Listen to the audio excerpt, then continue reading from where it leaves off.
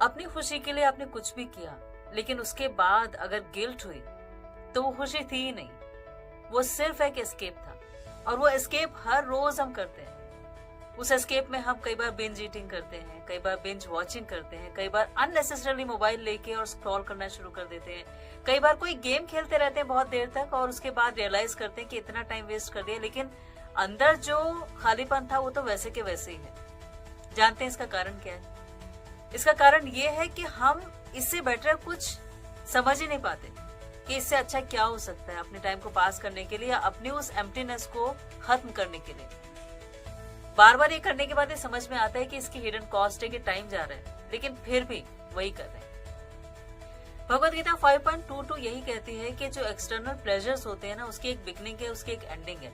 और अगर आप समझदार हैं तो आप उसमें इंडल्ज होंगे ही नहीं, लेकिन आप समझदार हैं नहीं, क्योंकि इंडल्ज तो हो ही रहे। अब समझदार होने के लिए ये बहुत जरूरी है कि हम कॉन्शियस होके जीना सीखें।